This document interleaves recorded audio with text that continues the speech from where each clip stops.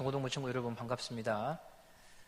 지금 시각은 토요일이고요. 토요일 2시 15분, 오후 2시 15분입니다.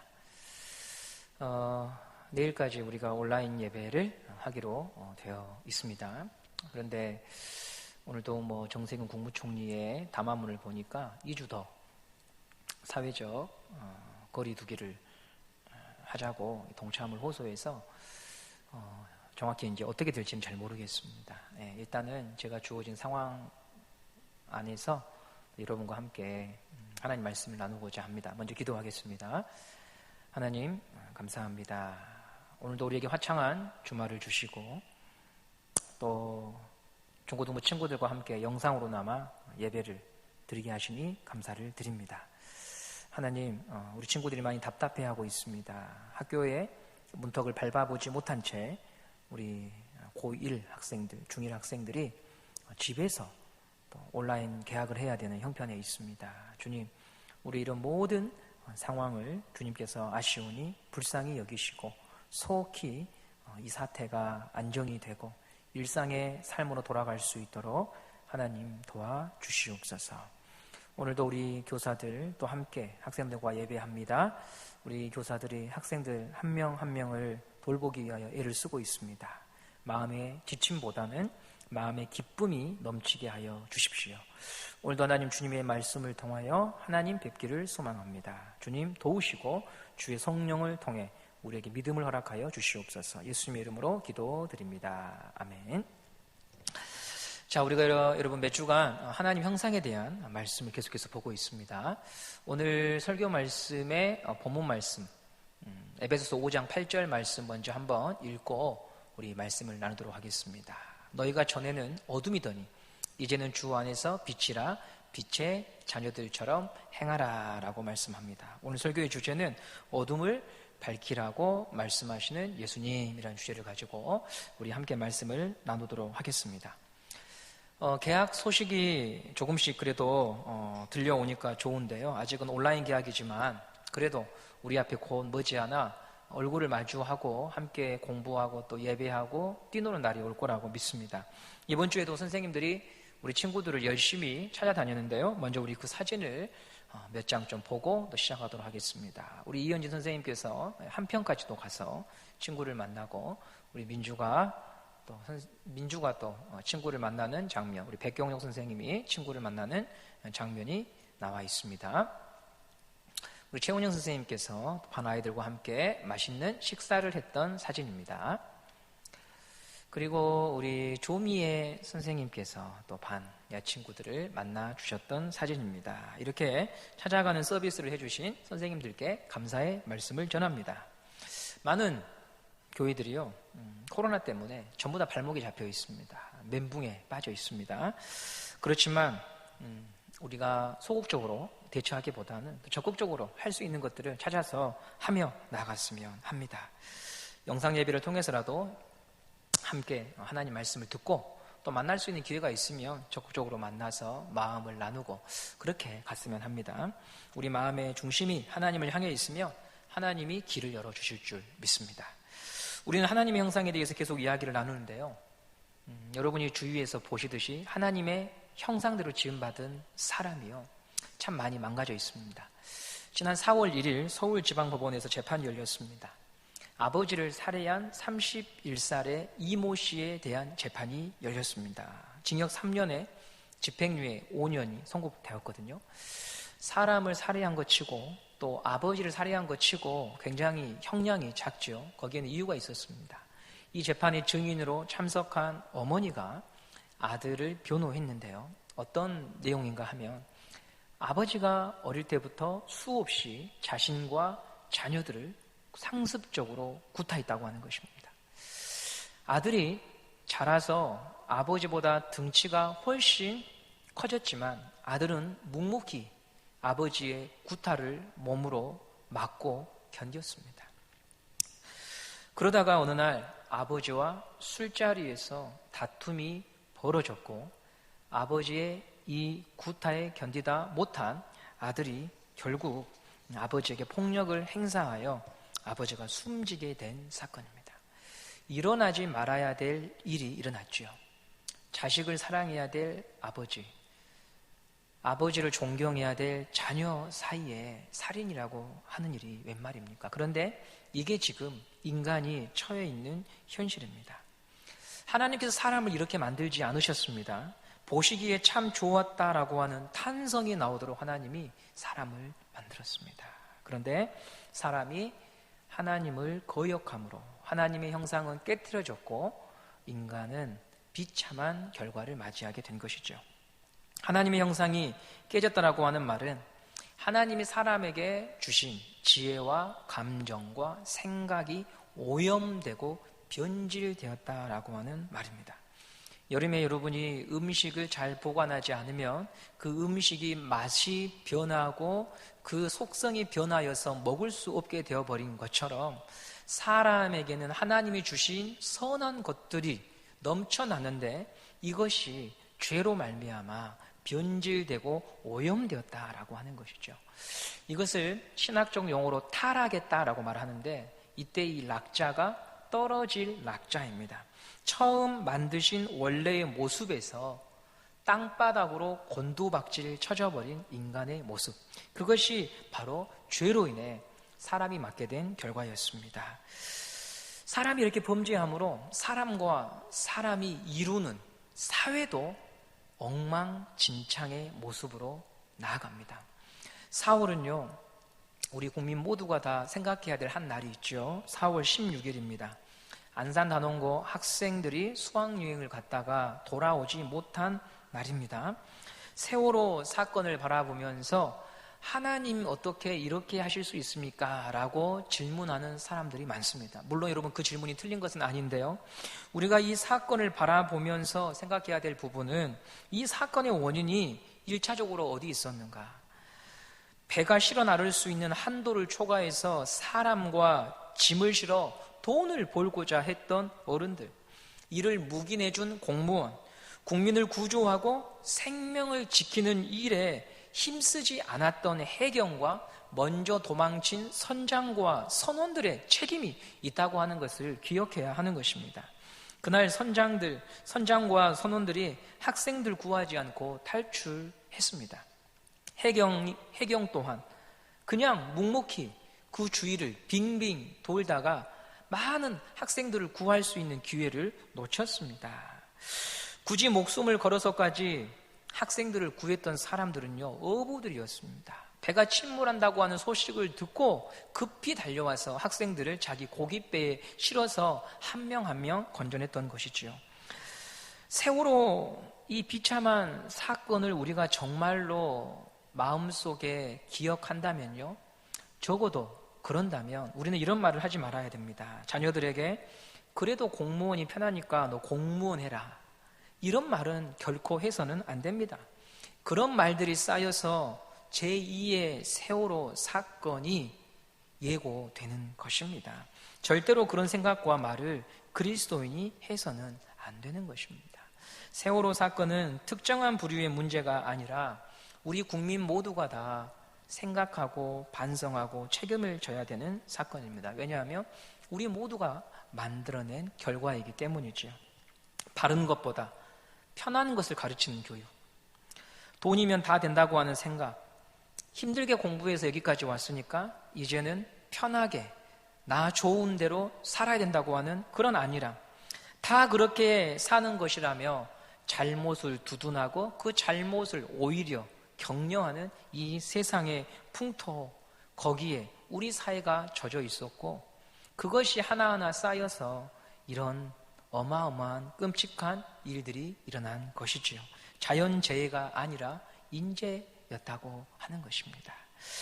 우리는 특별히 그리스도인은 이런 사건을 볼 때마다 하나님 앞에서 많은 책임감을 느끼고 또 우리 자신을 돌아보아야 합니다. 왜냐하면 하나님이 사람을 만드실 때 하나님이 사람에게 기대했던 것이 있어요. 창세기 1장 28절 말씀을 한번 보도록 하겠습니다. 하나님이 그들에게 복을 주시며 하나님이 그들에게 이르시되 생육하고 번성하여 땅에 충만하라, 땅을 정복하라, 바다의 물고기와 하늘의 새와 땅에 움직이는 모든 생물을 다스리라 하시니라. 아멘. 하나님이 이 세상의 모든 만물을 만드시고요. 이것을 관리하고 이것을 선비라고 우리 인간에게 당부하셨습니다. 이것을 줄여서 요약하면 잘 다스려라 나를 대신해서 말이다. 이 의미입니다. 잘 다스려라 나를 대신해서. 이것이 하나님께서 자기 형상대로 지음받은 인간에게 당부했던 말씀이었습니다. 하나님의 소원이었고 하나님의 꿈이었습니다. 그런데 죄로 인해 사람들은 이 꿈을 깨트려 버렸습니다. 그렇지만 하나님은 포기하지 아니하시고 우리에게 자기의 아들 예수님을 보내셔서 이 꿈을 다시 꾸게 하신 것입니다. 오늘 본문 말씀, 우리가 지난주에도 살펴봤던 말씀인데요. 너희가 전에는 어둠이더니 이제는 주 안에서 빛이라. 빛의 자녀들처럼 행하라. 아멘. 하나님께서 어둠에서 꺼내주신 목적이 이 말씀에 기록되어 있지요. 너희가 전에는 어둠이더니 이제는 주 안에서 빛이다. 빛의 자녀들처럼 행하라고 말씀하십니다. 빛의 자녀들처럼 행하라고 하는 말씀은요, 이런 의미가 있어요. 네가 사는 곳은 어둠이다. 그곳에서 빛의 자녀로 살아야 된다. 너가 사는 곳은 어디로 가야 될지, 무엇이 옳은 것이고 바른 것인지, 어디가 가야 될 길이고 가지 말아야 될 길인지에 대해서 다 감추어져 버렸고 암흑으로, 어둠으로 덮어버려져 있는 곳이다. 그곳에서 너가 하나님의 형상대로 살아야 된다라고 하는 거죠.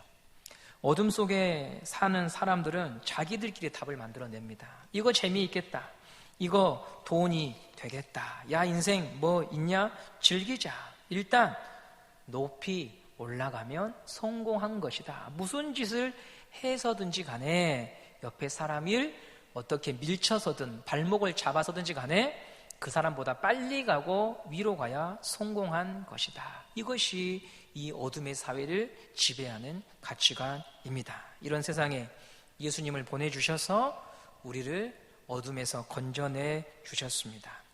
전에는 어둠이었는데, 이것이 나의 신분이었는데 예수님을 통하여 빛의 자녀로 삼아주셨어요. 국적이 바뀌고 신분이 바뀌고 소속이 바뀌고 나라가 바뀐 것입니다. 이렇게 예수 그리스도를 내 안에 진실로 나의 하나님으로 믿고 고백할 때 우리에게 세 가지 변화가 있습니다. 첫 번째 변화는 여러분, 예수님을 믿으면 예수 생명이 내 마음에 들어오게 됩니다. 예수 생명이 내 마음에 들어오니 마음의 변화가 일어납니다. 생각이 바뀌고요, 가치관이 바뀌고 제대로 살고 싶은 생각이 내 마음속에서 일어나기 시작합니다. 예수님이 이것을 기뻐하실까? 예수님이 이것을 좋아하실까? 이런 질문들이 일어나기 시작합니다. 달라질 수 없었고 끊을 수 없었고 변할 수 없다고 생각했는데 내 마음에 주님이 주시는 말씀과 은혜로 인하여서 할 수 있겠다라고 하는 마음의 변화가 일어나는 것이지요. 이게 바로 예수 생명이 내 안에 들어올 때 일어나는 변화입니다. 제 아내와 두 아들이 허구한 날 집에 있으니까 놀이를 만들어야 되잖아요. 그래서 이번에 한 가지 시작하는 것이 토마토 씨를 받아다가 화분에 심어서 키우고 있습니다. 매일 아침마다 물을 주는데요. 하루가 지나고 이틀이 지나고 3일이 지나도 변화가 없습니다. 저는 이 모습을 보면서 생각했습니다. 다 죽었어. 나의 아내는 신의 손을 가진 여인이야. 선인장도 죽였는데 저렇게 가냘픈 토마토가 살 수는 절대로 없다. 이렇게 제가 생각을 했습니다. 그런데 일주일이 지난 어느 날 아침 이 토마토가 싹을 틔우고 잎사귀가 나왔습니다. 저것은 한 2주째 되던 사진입니다. 생명이란 바로 그런 것입니다. 생명은 자랍니다. 생명이 있으면 움이 트는 것입니다. 예수 생명이 내 안에 있으면, 내 안에 들어오면 나의 생각과 감정과 마음의 변화의 싹이 트기 시작하는 것입니다.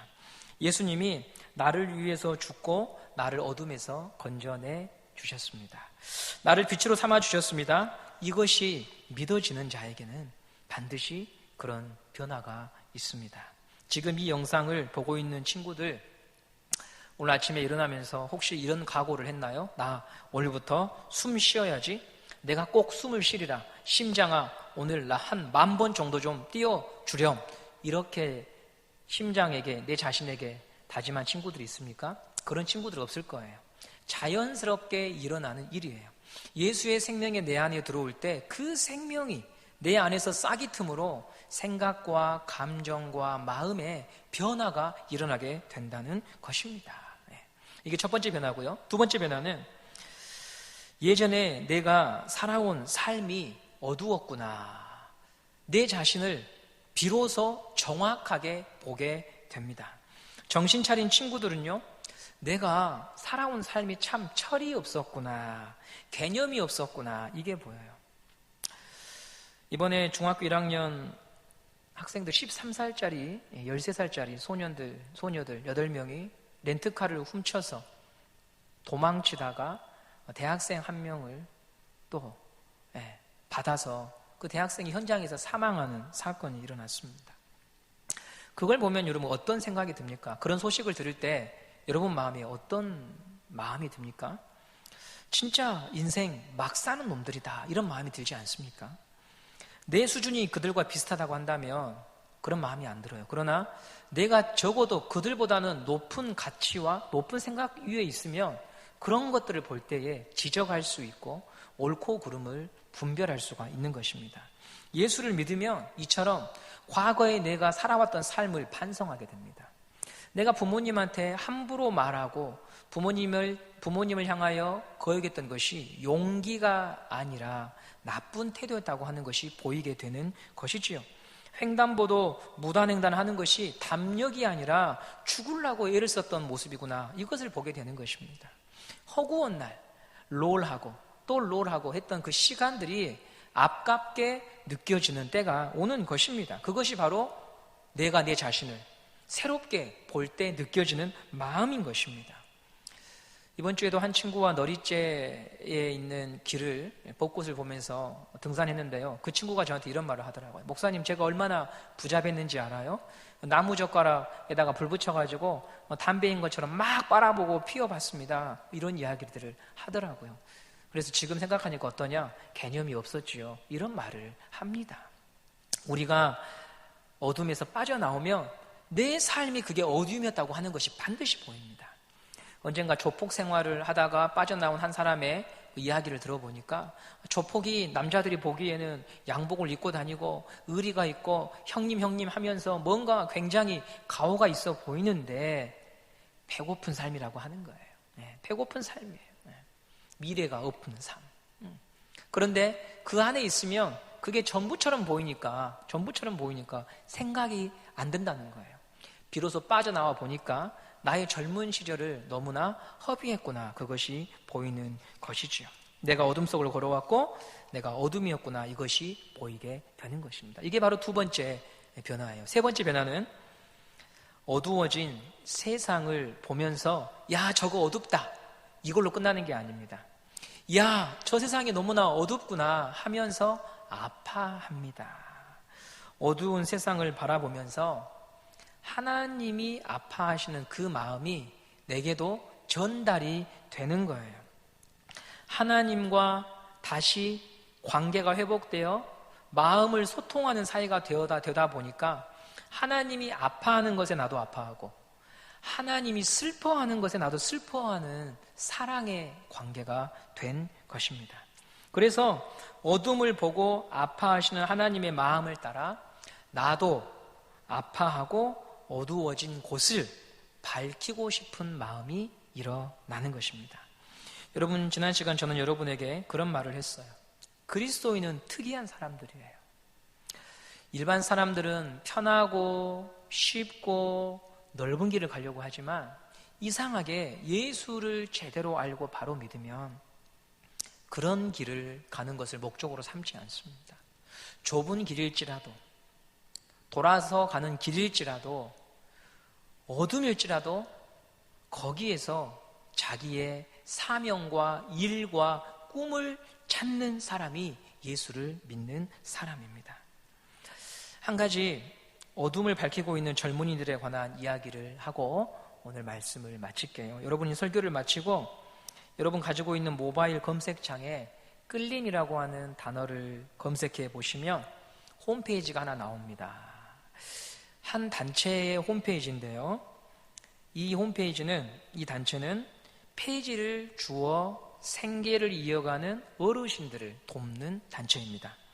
우리도 주변에서 하루 종일 리어카의 박스를 싣고 다니는 어르신들을 보게 됩니다. 이분들 좁은 도로를 그냥 막 이렇게 가잖아요. 무거운 짐을 싣고. 그래서 굉장히 위험해요. 안전장비 없이 도로를 그냥 다니시는데요. 한 해 이런 분들이 교통사고를 당하거나 사망하시는 분들이 9,500명이 된다고 합니다. 이렇게 목숨을 걸고 이고 지고 팔아도 몇천 원 받지를 못해요. 그런데도 마땅한 수입이 없으니까 목숨을 걸고 또다시 이런 길을 가십니다.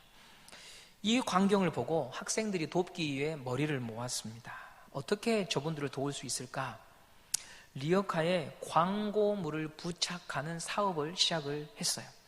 사진을 보시면 어르신들이 끌고 가는 그 리어카 옆면에요, 광고물을 부착하는 겁니다. 리어카는 빨리 이동하지 못해요. 천천히 가지요. 그리고 동네 구석구석을 갑니다. 이런 장점을 이용해서 광고물을 부착했는데요, 수익이 오른 거예요.